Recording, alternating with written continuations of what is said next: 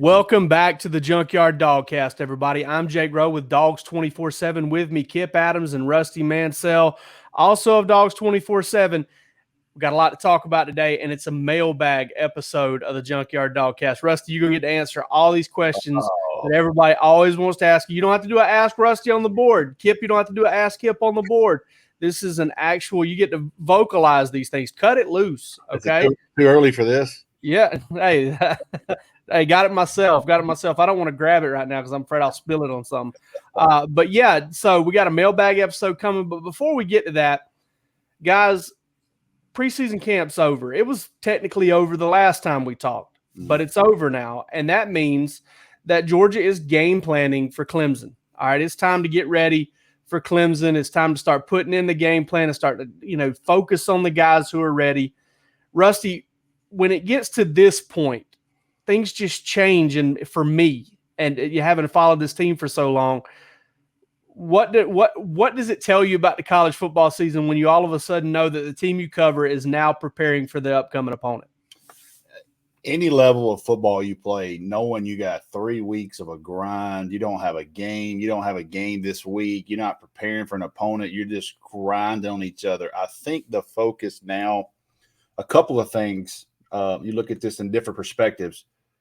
The players get more excited because we're preparing for Clemson. We're watching tape. We're starting to see, hey, this is what they're going to do when we do this. This is how we need to attack them. It gives them that juice, that feeling like, hey, it's here, it's time. Now, on the flip side of that, you start narrowing down reps. So you start seeing who's on the scout team, who's on the first team, who's on the second team. Those reps start getting fewer and fewer. So you want to see from those younger players who can fight through this, who knows, okay, I may not even travel next week, but I got to give a maximum effort every day to make sure. And some of those things, you look at a guy like Eric Stokes, I mean, redshirt freshman year, he's probably standing there in the corner, just arms up, not doing much. And next thing you know, 3 years later, he's a first-round draft pick. So who are those kids that are working hard?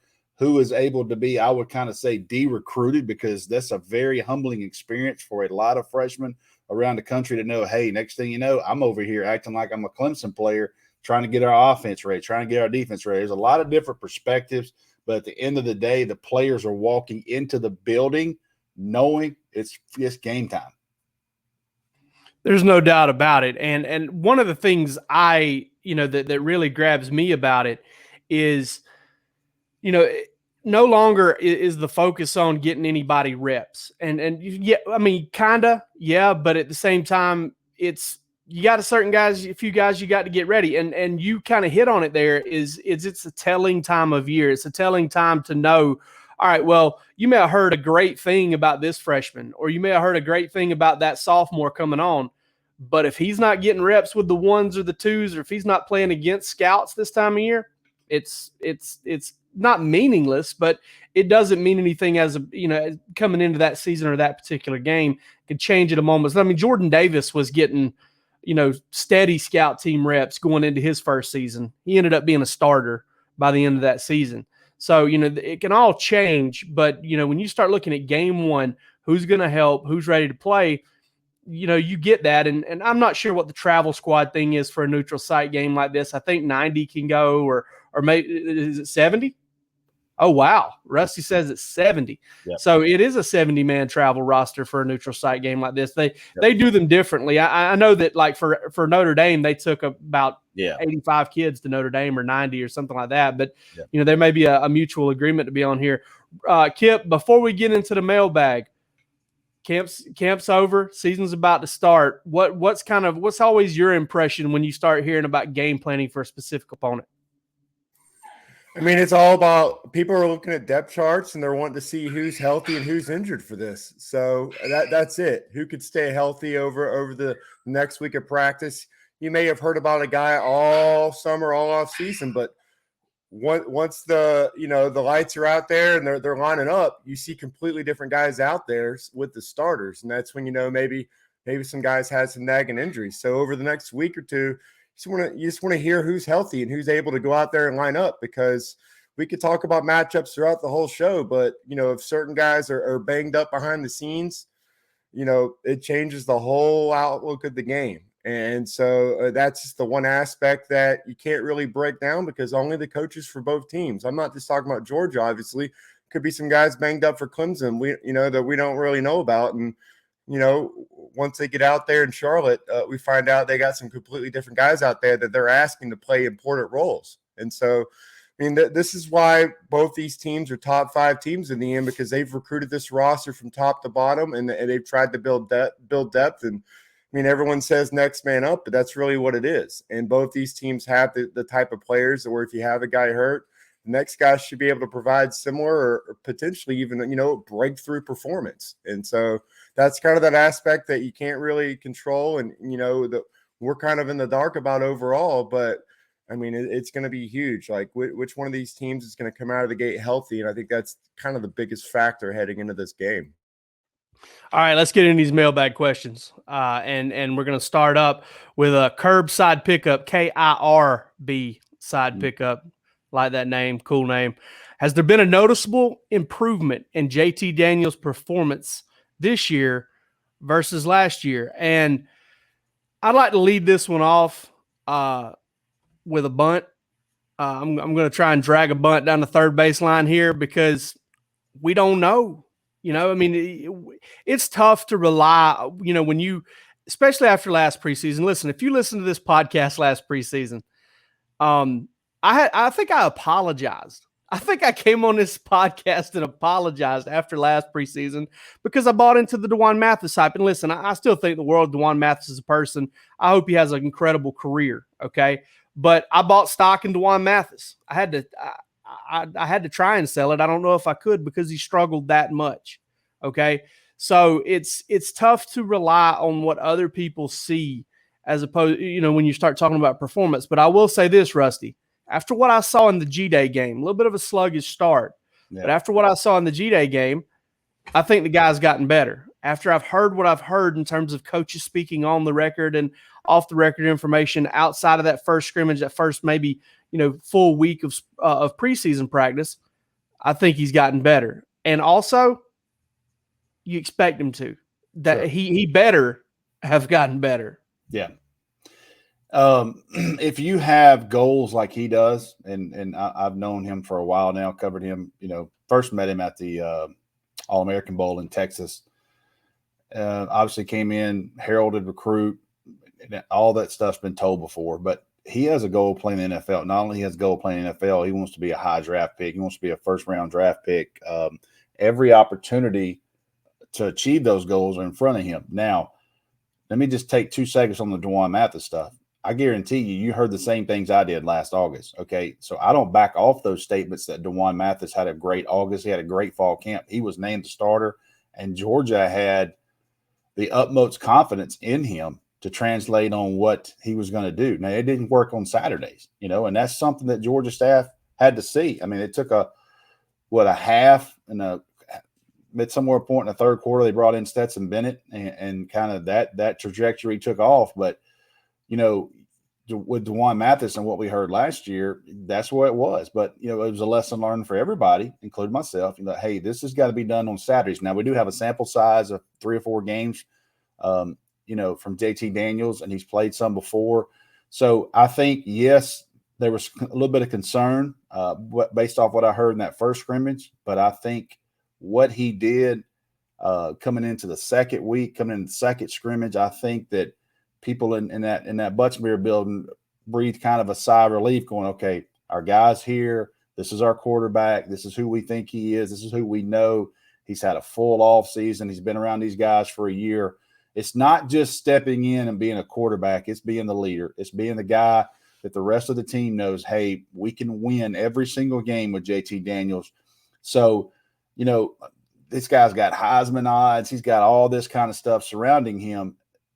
I think with him, you're going to get a good picture in this Clemson game because JT Daniels has to come out and he has to play a really good game against a really good elite team. I went back and watched Ohio State and Clemson last night, and some of the things that Justin Fields did against them and how they defended him and those types of things. Justin Fields had a lot of checkdowns. He had a lot of deep balls in that game that he threw on the money. JT Daniels is going to get a chance to complete those balls against the Clemson team that's going to man him up sometimes. So, I just think what I've heard, and I'm kind of a little bit cautious. I like where he is. I like where he's going.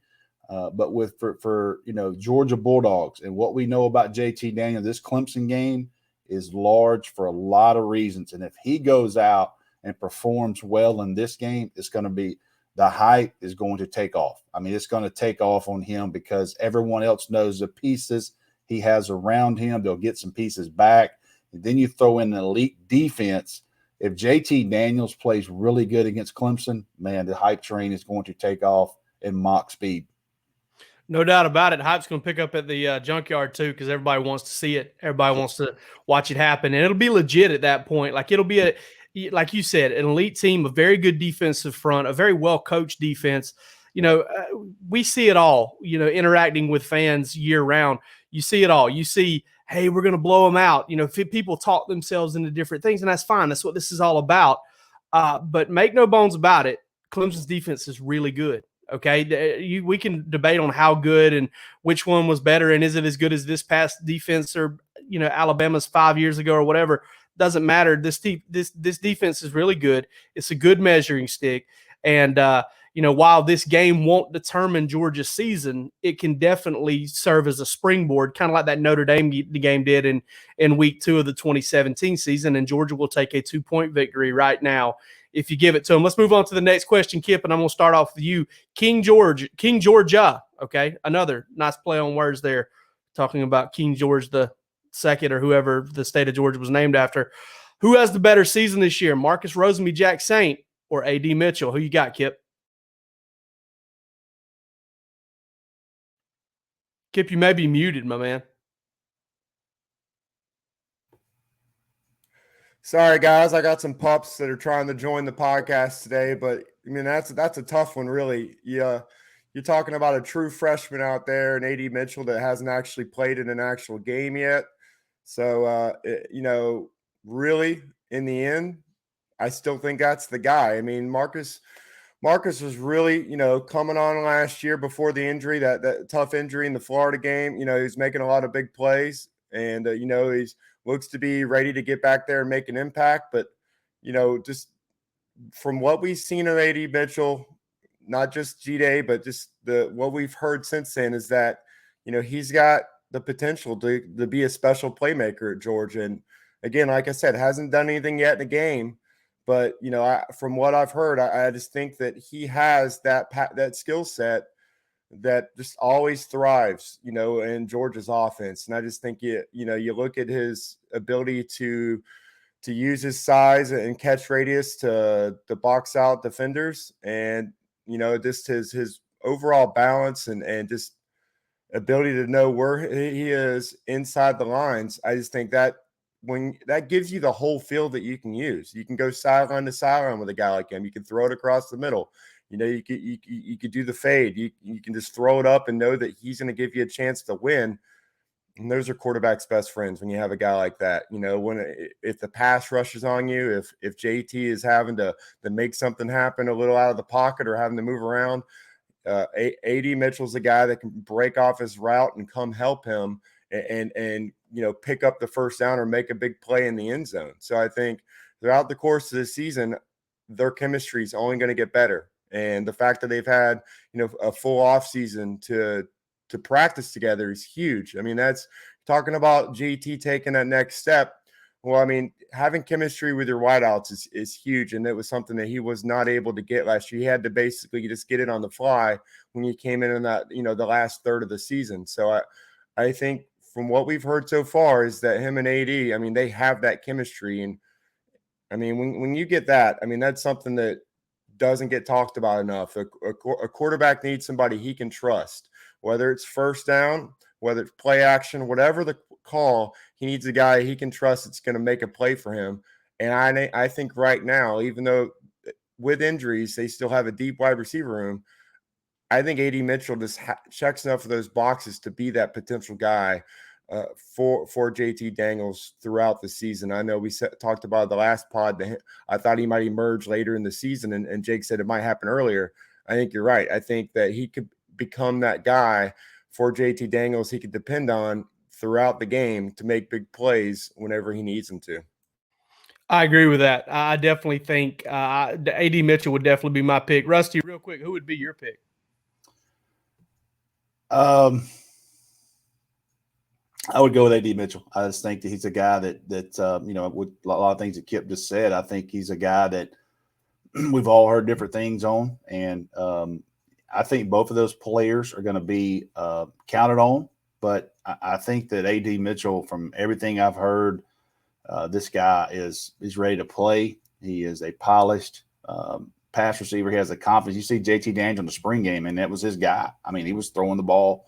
You know, he was his target. He was throwing to him in tight windows and those types of things. You don't see that a lot from a true freshman in a spring game to get multiple targets. So I think both of these guys are going to play a big role. But if I'm having to choose one right now, I go with A.D. Mitchell. You know, this and a couple bucks will buy you a bag of Skittles, but we're talking about last 4 weeks of spring drills all the way through every week of this preseason practice. He's been a name you've heard. He's been a name that's been brought up by people off the record, on the record. I mean, that's tough to ignore. And, you know, I lean on one thing, and it's their skill sets. And listen, I think Marcus Rosemy-Jacksaint is a very talented player. I think he's a guy who can separate, and I think he's a big guy who can make catches on the outside. But when you look at A.D. Mitchell, you're talking about speed, you're talking about twitch and quickness. You're talking about a guy who also has the size to make those 50-50 plays. I think his game extends a little further as far as the danger that it you know can strike, you know, the danger that it can cause a defense, as opposed to, you know, Marcus Rosemy-Jacksaint, who, listen, is coming off a major injury. Who knows how he's going to react in real time. I still think he's looking at a season where he's probably going to, you know, 300 plus yards, 400 plus yards maybe. But I think A.D. Mitchell, you know, I would project at this point, I think he's a guy that might kind of shock some folks with the kind of year he has. I think if JT Daniels is going to throw for 3,000, 3,500, 4,000 yards this year, you're looking at A.D. Mitchell maybe being a 700-800 yard receiver for this team, just because he has been a constant for all of these practices dating back to March. And not only that, he's a guy that does a little bit of everything well. He's kind of, if you look at Georgia's receiver core and you look at the total package, I think it's A.D. Mitchell and Jermaine Burton are the guys that check off the most boxes with one guy. And to me, that means a lot at the receiver position, a guy that can beat you in a number of different ways. All right, Visor Dog is next. Who is leading the team in receptions and yards come December? Jermaine Burton, my pick. Who you got, Kip? That's a real good pick, man. Yeah, I'll have to go with Burton as well. You know, I thought I'd throw a curveball in there and say, you know, that it could be a guy like Brock Bowers in the end, just because I just think he's a guy that you can line up all over the place and make, you know, have a ton of different plays for him. Kind of just that off the radar pick. But I think, you know, the easiest pick right now is Burton, just because I know we've seen what he can do. And we've seen that he's the most complete receiver that we know of in a game on the roster right now. I mean, he's a guy that we know that can do everything you ask for from a receiver, whether it's, you know, stretching the field underneath, you know, a guy that could take a short pass and turn it upfield, get yards after the catch. So I think this could be kind of a breakout season for Jermaine Burton. You know, we look at all these preseason lists and all the, you know, the all conference and all American lists, and everyone starts picking it apart and wondering, you know, when is Georgia going to have a receiver in there? I mean, Jermaine Burton's set up really well to be that guy for Georgia at the end of the year, just to pad the stats, you know, across the board, whether it's the, you know, the average per reception, touchdowns. I think he could really, really put up big numbers this season, just because I think that he's going to need to for Georgia to be in this thing in the end. So I really like Jermaine Burton, and I think that even though they're going to rotate their guys in, and it could be a different guy leading the team of receptions each year, I think come the end of the season, he's going to be the guy that's, you know, that's definitely padded the stat box across the line there. All right, Rusty, feel free to make this interesting. You know I am. So I would want to go with Burton there, but you both of you guys have, and that's a good. I would have, if I had to bet my house on it, that's where I'm going. But I've wrote about him. I think that he's had a tremendous fall. I think this is a guy that's going to get a lot of touches, and we'll definitely revisit this one. But I think Ladd McConkey's a guy that's going to play a major role in Georgia's offense. I talked to a lot of people at practice. I talked to a couple NFL scouts and guys, and this is a guy, and he's a little bit bigger than him. He's bigger than Hunter. He's going to get a lot of comparisons to Hunter Renfrow and what he did at Clemson over the years, but he's a little bigger than Hunter. I think Ladd's like 6 foot, 185. I think his testing this summer, he ran 4.47, 38-inch vertical, 10.3 broad jump. So athletically, he might be the most gifted athlete in the room. I don't know that anybody can outbeat that in that wide receiver room other than Arian Smith. Kyrus Jackson, maybe when he's healthy, he was a pretty freaky athlete too. So you combine all those with the ability to get open, ball skills, and listen, I think he's going to get a lot of targets because he's going to be an intermediate guy. He's going to be that tough guy to cover in the seam, those types of things from a slot position. But I would go Burton, but you guys have, so I'll go with the next guy to me, and I think Ladd McConkey is just going to play a huge role for Georgia this year. What an eval by the Georgia staff if he continues to do what we hear he's doing. Doesn't surprise me. I remember talking to the Calhoun staff after that game, and they've never even played North Murray had never even played Calhoun close. A state powerhouse basically in their classification, and he went up there and beat them. I think they were Max Prep's 35-point underdog, and they couldn't stop him. I think he had 4 or 5 touchdowns, a huge game, and that's the type of athlete he is. And I think Georgia fans should know who he is, Ladd McConkey, going into this Clemson game. Hey, when you said you were going to go off the board, I was like, I mean, I knew it wasn't going to be A.D. Mitchell. I was like, where in the world is he going to go with this? Kyrus Jackson, maybe? No. Rusty had to drop some napalm on this thing with Ladd McConkey. Okay. Well, I mean, listen, he's had a really good preseason, and you've reported it every step of the way. I think he's going to make some plays on punt return. I think if he gets that opportunity, I think that's going to be an area where he's going to really be able to help. And, it's always interesting to pick a slot guy because, if you do have good outside receivers, you got to give it up somewhere. And that can be where your mismatch is. Yep. All right, let's move to one more question before we go into a break here. And we're looking at Tony T35 here. Tony T, I got to tell you, man, I don't know that I've ever seen you interact with us on the board, but I'm glad you shot us a question. What is the projected order of finish in the SEC? SEC East, I'm sorry. I don't know that I can name all the SEC East teams off the top of my head under pressure. I know I had to do this at SEC Media Days, and I would be shocked if I named the correct order of finish from SEC Media Days because I just kind of blazed through that stuff. But, I mean, I think Georgia's going to go number 1. I would say Florida number 2 just because I think Florida's probably a little bit more talented than every other team in the SEC East. I'm going to say Missouri number 3, Kentucky number 4, South Carolina number 5, Tennessee number 6, and Vanderbilt number 7. Who you got, Kip? I like it. I think a lot of people are really high on Kentucky just because I think that they're returning their offensive line. We talked about this offensive line. I think last year, Jake, when we were trying to name the best offensive lineman Georgia was going to go against, I think I rattled off like 3 guys, and we kind of got surprised. Like, how good is this Kentucky offensive line? And now here we are a year later. I think their offensive line kind of showed last season. They have some NFL talent on that line, but the issue is still at quarterback. Are they going to have a consistent playmaker at quarterback? And I still think that's going to be a question mark heading into the season. I think that's really, really going to limit their ability to kind of take that big step, the next step in the East. So I still have Florida number 2. I'll take Kentucky number 3.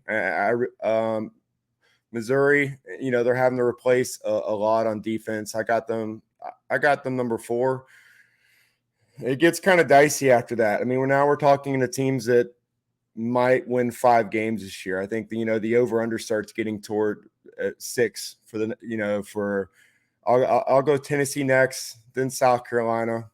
Vanderbilt's going to have a long season once again. They're going to be wishing they could forfeit several games this year because the roster. There's a lot of work to be done there. I like coaching staff they have in place there, but it's going to be some tough sledding this season for them. They just don't have the depth to really compete against some really, really deep rosters this year. Rusty, what you got? Obviously, pick Georgia. I'm going to go with Kentucky in that second one. I just feel like this quarterback they got is kind of the big piece of the puzzle for them. They got a lot of guys back in key spots. Big offensive line. Got a great running back, Chris Rodriguez, young man out of Georgia. That I don't know that we evaled him right, but I knew that he had potential to be a really, really good player. He's a put-together guy, 200-pound back in high school, and I think he's first-team All-SEC. This is a guy that can get it done, and when you can run the ball and stop the run in the SEC, that's a good sign. I really like what Stoops is putting together, and they're going to be a hard out, man, for everybody. And I kind of go with them right now. Florida, I think, takes a step back, but to me, it's hard to gauge because you read our Florida board and kind of the message with Emory Jones. He's hot and cold right now. This young man we all know. We all covered him out of Heard County. So, Dan Mullen has been known as a quarterback guy. Can he get the most out of Emory Jones and Richardson down there as well battling? So, they lost. It's hard to do when you lost what they lost with those guys. Offensively, it was a freak show what they did last year with Pitts and Trask and all those guys. So it's hard to replace that. They'll take a little step back, and we'll see how the season goes for them. I got Missouri next. I think that they've got some pieces of the puzzle up there. This is his second year as well, Drinkowitz, so we'll see what they do. I like Tennessee next. I like their schedule a little bit better than what people kind of think. They lost unbelievable amount of talent and transfers. So, it's going to be – they brought in Joe Milton. Sounds like he's going to be the guy from Michigan. They're going to go really, really fast-paced wide receiver, just throwing it all over under Josh Heupel. So, I think they're going to be a little bit better than kind of the national media thinks. We'll see. But with South Carolina right now, that roster's got some really good players at the top. It's not very deep. Quarterback's banged up. I mean, you can paint a picture ever how you want. And I know Zeb Nolan. I know Travis Nolan. His dad well covered Zeb from 10th grade on. And when you bring a graduate assistant, a guy that's been hanging out and watching tape all summer, and you bring him into the mix, and right now, sounds like he could be the starting quarterback for a while with Luke Doty out.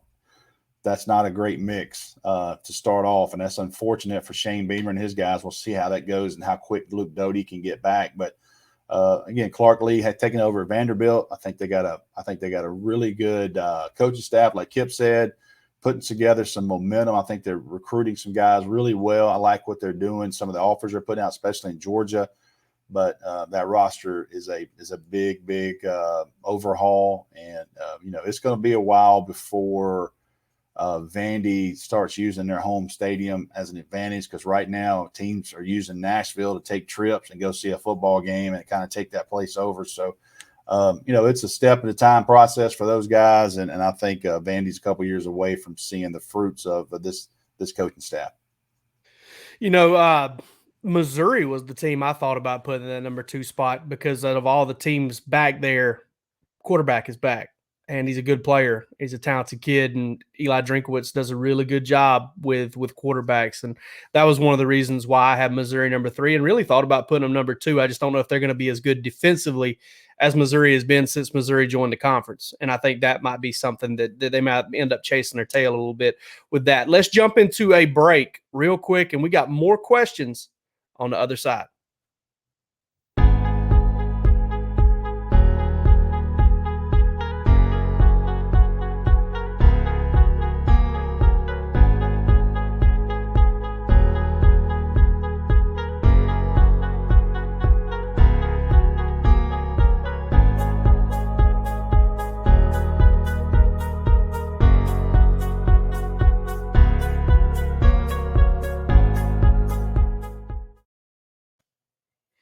All right, guys, let's move on. Next question, QDog22. Who plays more snaps this year?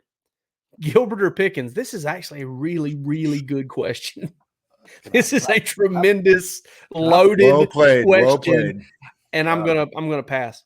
No, I'm just saying. I listen. If I had to guess right now, and it is 110% a guess, because I'm not a medical professional who knows when George Pickens is going to be back, and I don't know when Eric Gilbert is going to rejoin the team. Period. I would say Pickens, because Pickens is actually out there with them on the practice field right now, running and coming back. That's what I would say. What you got, Rusty? I'll go two parts on this. If Georgia beats Clemson, I'll go with Pickens. If Georgia, that's just kind of my gut feel on this thing. Here's the thing: Eric Gilbert could be back, at a couple of weeks, or Eric Gilbert could not be back. Again, that's just forecasting things, so we don't really know how that's going to play out. And I think if you're having to guess right now, you would have to go with Pickens on that. I know he's rehabbing every day. I know he's at least taking classes. He's not close at all to playing. So you would have to anticipate this thing being a late in the year if Pickens plays, possibility type deal. But if you had to pick one based off, kind of the current pulse and where we're at, I would have to go with probably Pickens, because you just don't know when, Eric Gilbert's going to rejoin this team. Could be soon, could be a while. Kip, who you got? Well, like you guys said, one's a little bit more of a known commodity. I mean, we've seen guys come back from the injury that George Pickens is trying to come back from. We obviously know that, if he decides not to play this season, that, he has the NFL draft to think about as well, and preparing, for a combine and things of that nature. If George is playing, important football, say in November, maybe December, then, I think Pickens could be that guy. Obviously with Gilbert, there's no way for us to know what the future holds for him. And it's really more about him, taking care of himself and getting to where he needs to be with that. And there's no way for us to predict something like that. And it's obviously something that's, more important than football with him, and just getting where he needs to be. With Pickens, it's more about time, and obviously with Pickens, we know he's a competitor, and regardless of the fact that, he has the NFL, whatever round it may be waiting for him, he's the type of guy that if he knows he can help Georgia, win an important game and get to the college football playoff, he's going to try and get out there and do that. And so that, that's the more known commodity. So obviously I think we don't know when that'll be with him, and still it's a pretty serious injury. I think if Georgia's going into it with a chance to play in Atlanta and a chance of the playoff, then I think there's a chance that George Pickens plays again for Georgia. And if they're not in that situation, then no, I don't think he will. So, and as of right now, we think Georgia's positioned to do that. So I think it's more likely that Pickens plays more snaps, but we're looking at a situation where it could be neither one of them, so I'll stick with the easier choice there, and that's Pickens. And if Pickens plays again for Georgia, that's great news for Georgia. That means that, they took care of business before he got back on the field. So that's definitely something that to look forward to for Georgia fans. If they see Pickens suit up again, then things have gone pretty well. And I think Rusty alluded to this a little bit. This could be rendered moot in 2 weeks for all we know. So that it's just a matter of when Eric Gilbert decides that he, when everybody around him and his support system, that includes Georgia's staff and everybody else, decides he's ready to come back and get back on the football field. And when he is, then obviously he becomes the guy. But we just don't know right now. There's just there's a very much a great unknown as far as that goes. STM09 is next. Who will lead the Dogs in sacks and interceptions in 2021? Rusty, who you got? Just because I know that he is such a pressure guy, I'll go Adam Anderson. He's going to get a lot of chances. He's the third down guy. They're going to turn him loose. He is a problem. I went back and watched. I didn't go back. It was on TV. I watched some of the Sugar Bowl the other night, and you look at Azeez Ojulari, some of the things he did, and then you look at Adam Anderson when he's just freaky. He's a problem in the pass. When you know it's a passing down, Adam Anderson is a guy. The offense has to know exactly where he is. I like the way Georgia uses him. They'll bring him off the edge, or they'll do a little ET stunt, loop him back up the middle, and oftentimes when a tackle on a guard or trading off, that guard can't reach back out and get Adam Anderson. So, he's a guy I think Lewis Seen is that guy that he's sitting back there in center field for a reason. Instinctive ball skills, obviously very physical player. He's going to be a guy that Georgia is going to count on to make a lot of big plays in the secondary. So, I'll go with Adam Anderson, Lewis Seen. Kip, who you got, man? Well, I think with Adam Anderson, it's just going to be the fact that Georgia's going to try to get him on the field as much as possible. And the number of snaps that he's going to play this year, I mean, he was a highly effective pass rusher when he was on the field before. And, he's yet to start a game.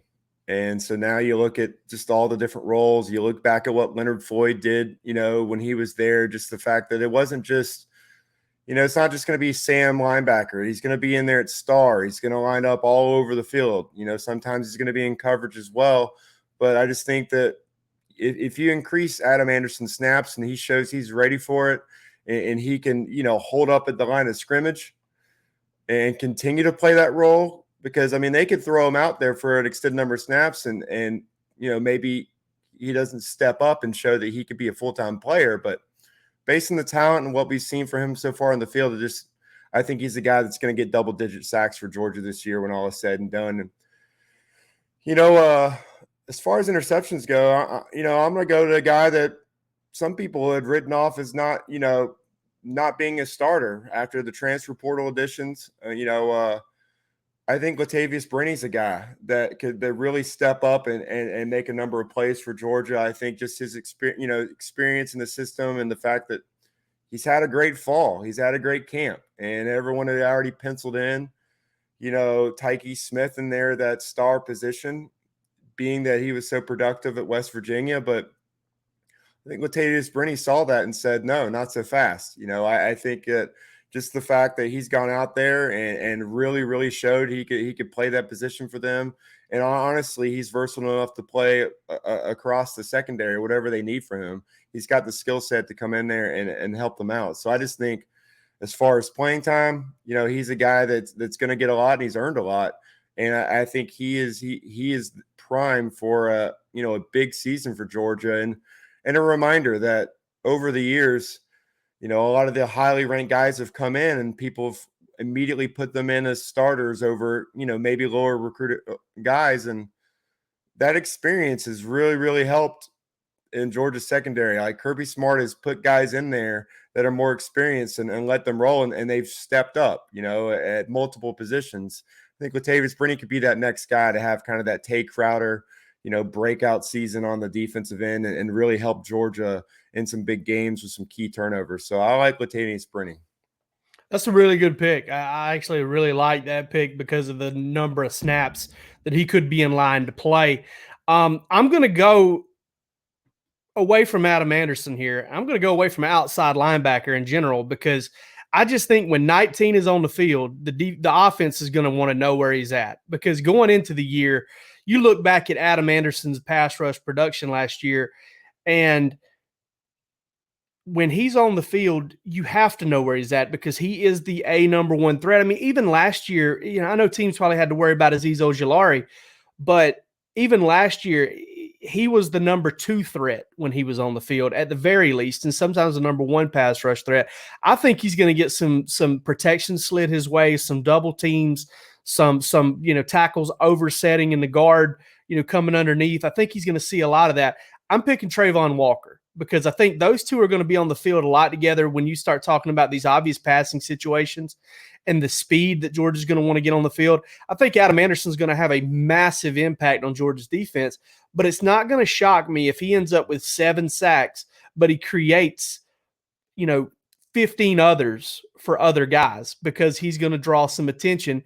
And when you've got a 6'4", 240-pound outside linebacker that's having to be double-teamed in passing situations, you're creating one-on-ones for guys like Devontae Wyatt, Trayvon Walker, Jalen Carter, even Jordan Davis.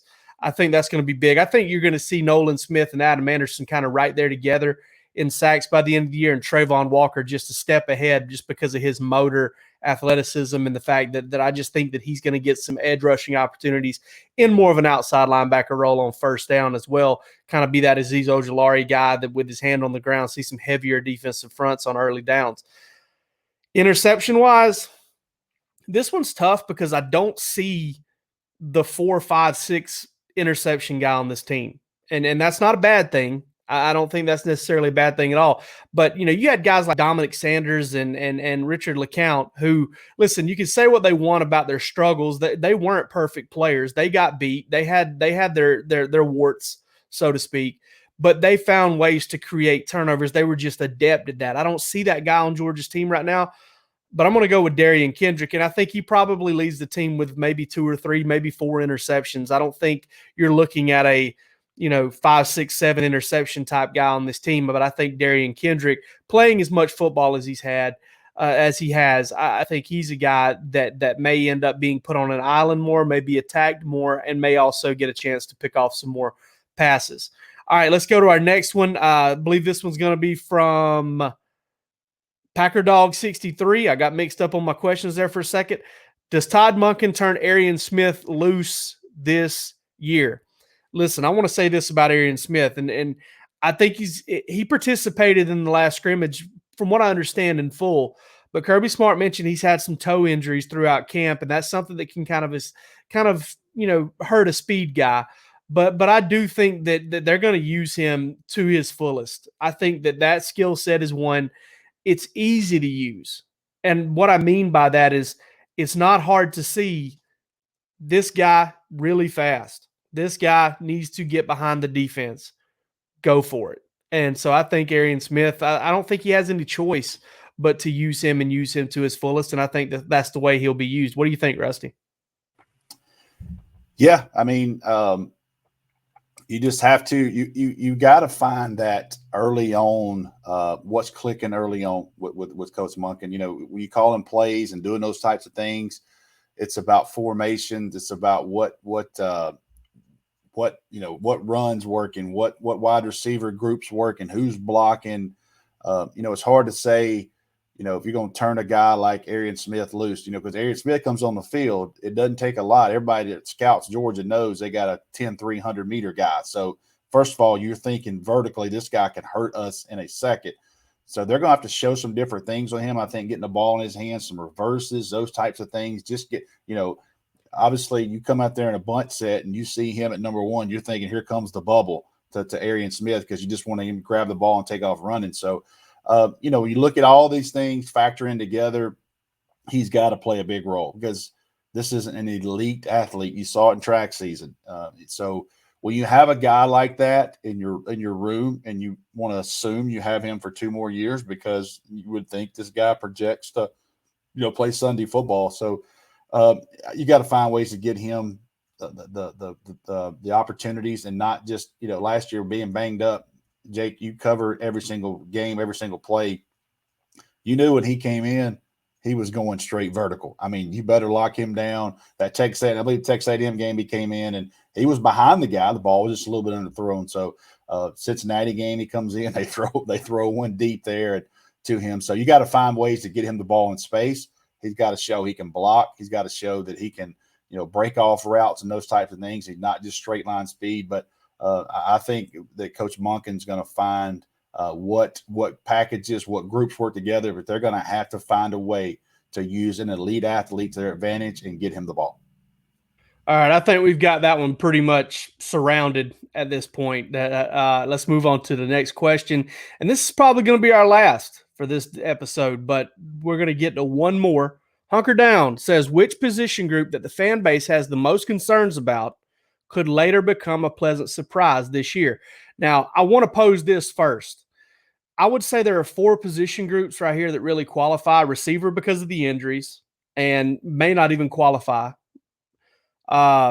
Offensive line, outside linebacker, and the defensive backfield. So, Kit, picking from those four, maybe even not receivers, since we all had we've talked about 3 or 4 different guys who we think could have breakout seasons. Which position group do you think has a chance to kind of morph into a strength for this team as the year goes on? I like this cornerback group specifically. I mean, I think that we've talked about the safety, the guys out there at safety. I think, Lewis Seen and Chris Smith are going to be solid back there. I don't think that they might not make the number of, big game-changing plays that we've seen in the past, but I also don't think they're a group that's going to get beat deep a lot. I think that, Kirby's going to be able to depend on them to keep everything in front of them, which is huge with, obviously the Clemson game right out the bat, but toward the end of the year, I think that they're going to be playing good football. But, the cornerback group, that was the discussion coming to the offseason is how many guys Georgia lost to the NFL draft, transfer guys, that they really, really had a lot of experience and there were big time names out there. So, it's the next group. This is why Kirby Smart's recruited to that level. And you look at, Amir Speed out there, a guy that everyone said, is he going to be able to step up, as a senior and play SEC football on a consistent basis? I think he's ready for that, but I also think the rest of the group's going to be really solid too. Darian Kendrick, obviously coming in from Clemson, he's starting to really come on late in camp, and he's a guy that has gotten beat a couple times in big games, but I think that he's got the athletic tools, he's got the experience. That's exactly what Georgia asked for at one cornerback position. I think that, right now he's set up to start at one side, but I also think you're going to see some of the younger guys just step up and show that Georgia actually has pretty good depth there. I think, Jalen Kimber, Nowlin Green, some of the young guys, freshmen, those are guys that I think have the talent, and it's really just about being physically ready to step up and take down some of these SEC running backs when they need you to, but also if you give up a big play, to forget it. And to go right back out there and get ready to make a big play, the next time that your name's called or the ball comes your way. And I think that that's the key for these guys, is to get out there and just get that experience, stay healthy. That's one thing with Jalen Kimber. Can he stay healthy over the course of, a season?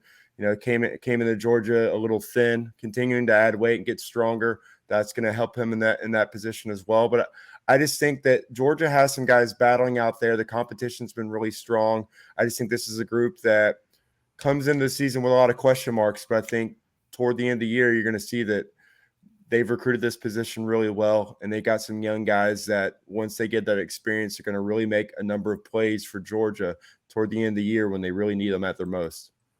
All right, I'm gonna go ahead and say mine. Let Rusty hit cleanup here. But I think it's the offensive line. And the reason I say offensive line is, listen, I've got some concerns for game one. I think the unit needs to gel. I think they've got to get some guys together. But I also think it's a position that they're too talented not to get it figured out at some point this season, whether it's after game one, whether it's before game one, whether it's during the bye week, whatever. I think at some point you're looking at Georgia getting it figured out on the offensive line. Listen, it may be right away. I'm not saying that I'm hearing the offensive line is going to suck. It was great for most of that second scrimmage. But if it's not great to begin with, I have a lot of confidence that Georgia's going to get it figured out at some point this season, because if it struggles, you got Amarius Mims and Broderick Jones and Devin Willock and so many different guys ready to step in and do their thing. And Matt Luke's been around this. He's tried things. He's been an offensive line coach. He knows kind of where to kind of plug holes and plug gaps and get this thing to gel. Maybe great all season, maybe great after game 3. Maybe they're decent early and get great late. I don't know. But I think by the end of the year, Georgia's offensive line is going to be playing at a really high level because it's just too talented and too competitive not to. Rusty, what's your pick? I like both of those. I think those are, let's don't beat around the bush. Those are the two positions, the Georgia fan base, questions, young guys, depth. I think when you look at secondary, I think Kip hit that spot on. I think Georgia fans are comfortable with those 5 guys that are probably playing 6, whatever, Amir Speed, Keaton Ringo, ever how that unfolds. You look at Breeny, Chris Smith, Lewis Seen, Darian Kendrick. Those are guys that, but the depth, Nyland Green, Jalen Kimber, those guys, Bullard, another guy. So I think that Kip, answered that perfectly. Jake, I agree with O-line. What happens if somebody goes down at right guard? What happens if Jamari Salyer's out for a little while, because he's kind of the glue that can put people in different spots and those types of things. So I don't think I have to go too far in depth. I think the secondary is, I agree, spot on with Kip that there's some depth there. They're young. I think they'll be a lot better week 5, week 6 than they are right now. And they're going to have to play some. And then I think everybody in the Georgia Bulldog fan base, certainly anybody that's a subscriber on Dogs 247 on that Junkyard message board, wants to know who's going to play left tackle, who's playing right tackle, how's Amarius Mims looking, Broderick Jones, all these guys, how's this going to play out? And I think that the confidence that all three of us could probably answer is they've recruited really well there. They got young guys. This is college football. These guys are coming in ready to play now. So it's really and truly next man up. If someone goes down, you bring in this next guy. I mean, what kind of school could have somebody like Eric Gilbert out, Darnell Washington out, and we're still talking about how good this true freshman Brock Bowers is? So when you got a roster the way Kirby's built, you don't want to take too many more. You cannot take too many more, certain specific positions. But what Kirby Smart has built, this is his footprint. This is his 85 guys. I think other than Julian Rochester, 84 of these have been Kirby Smart staff signees. So it's unbelievable that Julian Rochester is still here. But when you look at this, this is his team. This is where they've recruited, and they've built incredible depth. Kirby even signed Uncle Julian. That was his first class. So he didn't get him committed, but he signed him. So that was his first class. So Uncle Julian's still hanging out there looking 45 and actually being 24. I called him that one time when I saw him after a visit. I saw him walking and I was like, he looks like the oldest guy in this parking lot right now. And definitely he looks older than me right now. Grows a better beard, that's for sure. All right, guys, that's all we got for this episode of the Junkyard Dawgcast. We'll be back soon. But for Rusty Mansell and Kip Adams, I'm Jake Rowe, and you guys have a good one.